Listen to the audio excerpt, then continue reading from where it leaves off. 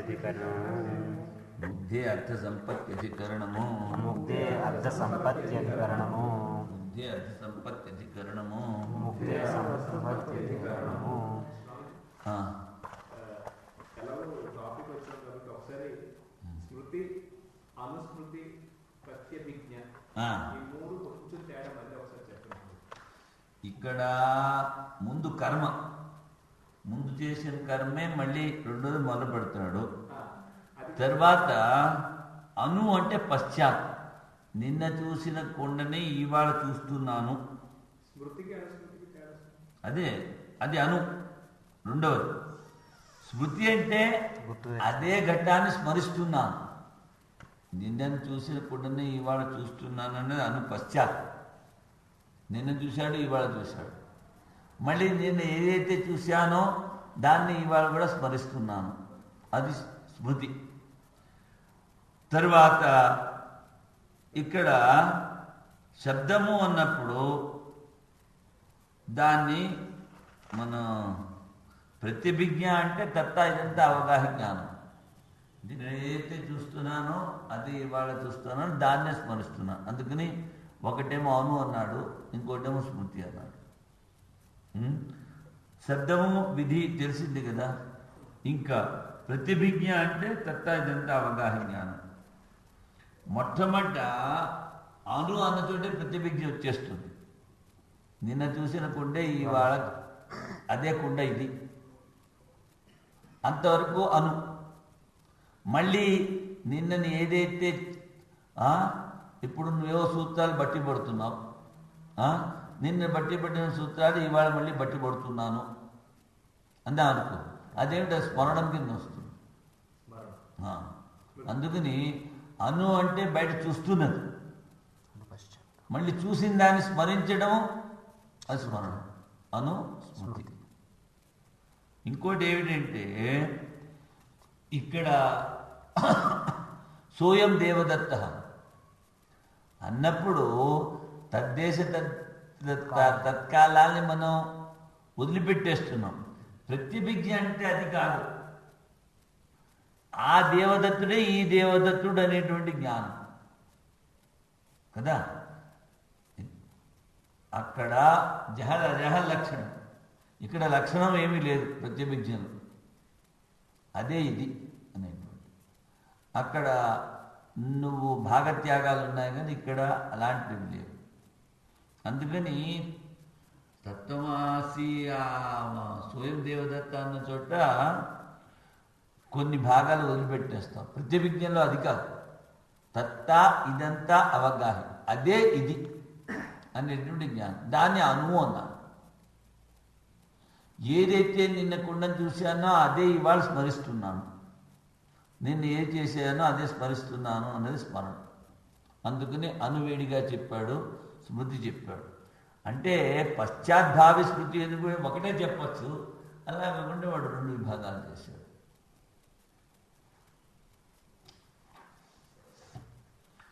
అచ్చా, ఇప్పుడు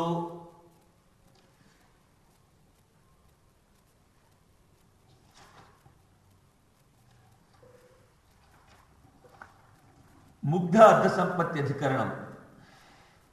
ఇక్కడ దృష్టాంత సంగతి మూర్ఛావస్థ దేంట్లో తీసుకుంటాను, ఇది సుషుప్త, అటు జాగరణమా స్వప్నమా ఏమిటి అన్నది ఇక్కడ విషయము. ఇది మూర్ఛ సుషుప్త, సుషుప్తి కన్నా భిన్నమా అంటే వాడంటాడు అర్థ సంపత్తి అంటే అర్థ సుషుప్తి, పూర్తి సుషుప్తి కాదు, అర్థ సుషుప్తి అవస్థ అని చెప్పి ఇది సుషుప్తిలోనే తీసుకోవచ్చు అంటాడు. మూర్ఛ అవస్థ వేరైనప్పటికీ ఇది అర్థ సుషుప్తి అంటాడు. పూర్వపక్షం వాడు మరి సుషుప్తి అర్థ సుషుప్తి అని ఎందుకు చెప్తున్నామంటే రెండింటికి తేడా ఉంది కనుక. ఈ మూర్ఛని సుషుప్తిలోకి అంతర్గతం చేస్తావా, లేకపోతే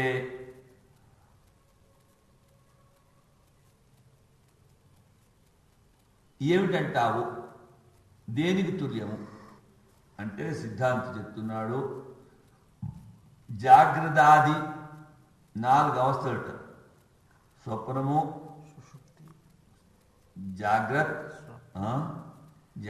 స్వప్నము, సుషుప్తి, సమాధి.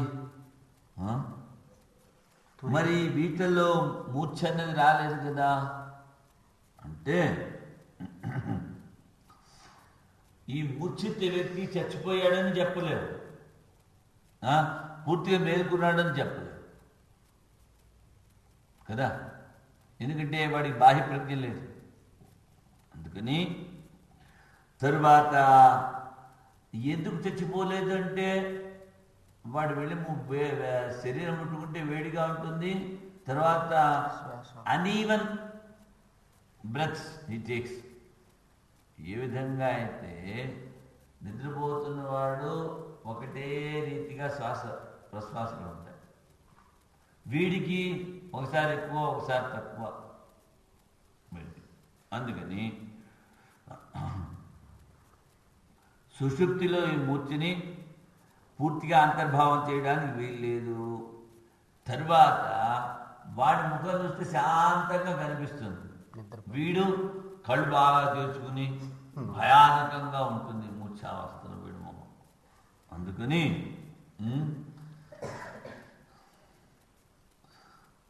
ముఖాకృతి, అభినయములు, స్పార్క నేత్రములు ఇవన్నీ చూసి దీన్ని అర్ధ సుషుప్తి అనొచ్చు అంటాడు. మూర్ఛావస్థ ఏమిటి? అర్ధ సుషుప్తి, సుషుప్తి, జాగ్రత్త, స్వప్నము, సమాధి. అందుకని మొట్టమొదటి నేనేం చెప్పాను, ఉన్న 5 అవస్థల్లో 4 అవస్థల్లో బాహ్య ప్రపంచము యొక్క భానము లేదు. సమాధిలో లేదు. మూర్ఛలో వాడికి ఏ గుడ్డు తెలియదు, సుషుప్తిలోనూ తెలియదు, స్వప్నంలో బాహ్య ప్రపంచం కనిపించట్లేదు. ఒక్క జాగ్రత్త అవస్థలోనే బాహ్య ప్రపంచము కనిపిస్తుంది. మరి ఇదే సత్యం దీన్ని పట్టుకు వెళ్ళాడితే 4 వదిలేసి 1 పట్టుకుంటే ఆ అసలు వదిలేసి కొసరు పట్టుకున్నట్టు అవుతుంది. సరే, జాగ్రత్త స్వప్న సుషుప్తిభ్యో అన్యస్య అవస్థాయాః అప్రసిద్ధత్వాత్. ఈ 3 అవస్థల కన్నా వేరే అవస్థను చెప్పడానికి వీల్లేదు కనుక మూర్ఛయా జాగ్రత్తాదో అంతర్భావః. దేదో దాంట్లో ఇరికించండి అంటాడు వాడు. అంటే ఇది ప్రాప్తే బ్రూమః పరిశేషాద్ అవస్థాంతరం అభిప్రేయం. శేషం మరి అది సుషుప్తిని ఎందుకు చెప్పలేవు?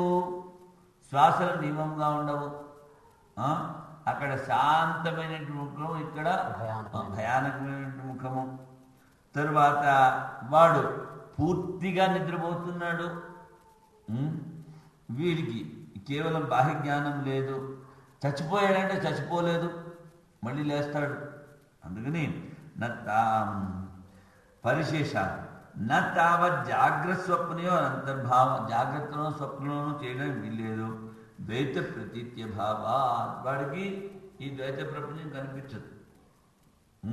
నాపి సుషుప్తం, పూర్తిగా నిద్ర అని చెప్పడానికి వీల్లేదు. నిద్ర కన్నా విలక్షణం కనుక ఏమిటి? సుప్త పుమాన్ ప్రసన్నవదన, నిద్రపోతున్నవాడు శాంత ముఖంతో ఉంటాడు. సమశ్వాస, శ్వాస ప్రశ్వాసలు ఒక రీతిలో ఉంటాయి. నిష్కంప శరీరం, వాడి శరీరం కంపించదు. మూర్ఛితస్తు వికృత ముఖ, వాడు ప్రసన్నవదం, వీడు వికృత ముఖం.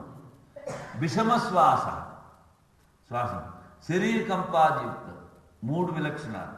యద్యపి జాగ్రాదివత్ జాగ్రదాదివత్ దైనందిన అభావాత్, జాగ్రత్తలో వాడు రోజు ఏ పని చేసుకుంటే అలా పనులు వీడు చేయలేడు. అభావాత్ న మూర్ఛయా బాలకాదిషు ప్రసిద్ధిరస్తి.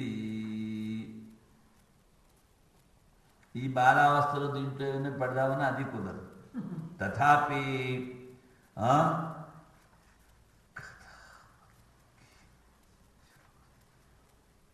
ఈ కాదాచిత్కి ఎప్పుడో అప్పుడప్పుడు వస్తూ ఉంటుంది ఈ మూర్ఛావస్థ. విజ్ఞాయ వృద్ధాశ్చికిత్సంతే, అప్పుడప్పుడు వచ్చే మూర్ఛావస్థని వీళ్ళు వైద్యులు వీళ్ళు దాన్ని చికిత్స చేస్తూ ఉంటారు. తస్మాత్ అన్యాయం అవస్థ, ఇది వేరొక అవస్థ. ఎలా చెప్తున్నావు? తదేవం ఇది వేరొక అవస్థ అంటే అర్థమూర్ఛావస్థ. ఈ విధంగా 4 అధికరణాలలో ఏమిటి చేశారంటే తొంపదార్థ శోధన జరిగింది. స్వప్న సృష్టి మిథ్యాత్వేన, ఒకటేమిటి స్వప్న సృష్టి మిథ్యా అని చెప్పారు. సుఖ దుఃఖ కర్తృత్వాది ఆభాసేపి, జీవుడు సుఖ దుఃఖాదులకు కర్త అని ఉన్నది అది పూర్తిగా సత్యము కాదు, ఆభాస. అయినప్పటికీను జీవో అసంగ ఏమిటి శోధితం, ఆ స్వప్న సుప్తాలు కానీ ఈ సుఖ దుఃఖాలు కానీ వీడికి లేవు, జీవుడు అసంగుడు అన్నది ఇక్కడ తొంపదార్థ శోధన అయింది. సుషుప్తో బ్రహ్మ ఐక్యేన తదేవ అసంగత్వం అనుభావితం. సుషుప్తిలో బ్రహ్మతో ఒకటవుతున్నాడు కనుక ఆ బ్రహ్మ యొక్క అసంగమే వీడికి ఉంది అని తేలుతోంది. అనుభవాల భావన చేసుకోవాలి. తస్యైవ పునః పునః ప్రతిబోధేన అనిత్యత్వ శంక నిరాకృత. దాన్ని గడిగడికి తెలుసుకుంటూ ఉంటే, విచారం కనుక చేసినట్లయితే దాని ద్వారా ఈ అనిత్యత్వం, జీవుడు ఇవన్నీ అనిత్యత్వం అన్న శంక కూడా పోతుంది. మూర్ఛాది విచారేణ శ్వాసాది సర్వ వ్యవహార లోపోపి మరణే జీవనాశు నా శంకనీయ. మరి మూర్ఛావస్థను నువ్వు ఎందుకు విచారం చేశావురా అంటే, చచ్చిపోయినంత మాత్రాన్న మరణే జీవుడు నశించడు, వీడు ఉంటాడు, వీడు నిత్యము అజో నిత్య శాశ్వత ప్రాణి. ఇలాంటివన్నీ కూడా ఇక్కడ ఈ 4 అధికరణాల ద్వారా చెప్పారు అంటాడు. సరే, దీనికి సూత్రం ఉభయ ఇందులో చెప్పినట్టుగానే ముగ్ధే అర్థ సంపత్తి పరిశేషాత్, ముగ్ధే అర్థ సంపత్తి పరిశేషాత్, ముగ్ధే అర్థ సంపత్తి పరిశేషాత్, ముగ్ధే అర్థ సంపత్తి పరిశేషాత్, ముగ్ధే అర్థ సంపత్తి పరిశేషాత్, ముగ్ధే అర్థ సంపత్తి పరిశేషాత్. ప్రసక్త ఇది పరిశేషము అంటే ఏమిటి అంటే, ప్రసక్తస్య ప్రతిషేధో అన్యత్ర అప్రసంగాత్. ఏదైతే చెప్పారో, నువ్వు సుషుప్తి అన్నావు అనుకో, సుషుప్తి అని చెప్పడానికి వీల్లేదు, 3 తేడాలు చెప్పాం. మరి అన్యత్ర అప్రసంగాత్, ఇంకో చోట దీన్ని తీసుకెళదామంటే జాగ్రత్తగా స్వప్నం, అది కుదరదు. అందుకే పరిశేష. పూర్తిగా సుషుప్తి అని చెప్పలేవు, సుషుప్తి కన్నా జాగ్రత్త. అక్కడ 3 తేడాలు చెప్పాం. శ్వాస తర్వాత మరి జాగ్రత్త కానీ స్వప్నం అంటే అక్కడ ద్వైతాభాసం, ద్వైతం కనిపిస్తుంది. ఇక్కడ వాడికి ఏమి కనిపించలేదు. అందుకని పరిశేషము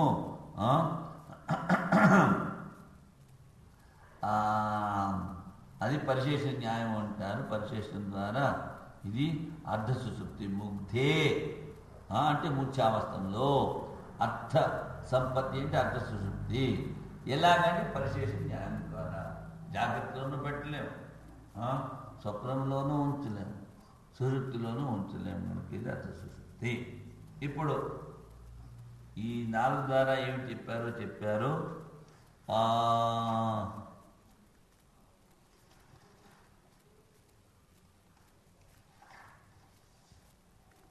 తర్వాత ఉభయలింగాధికరణము.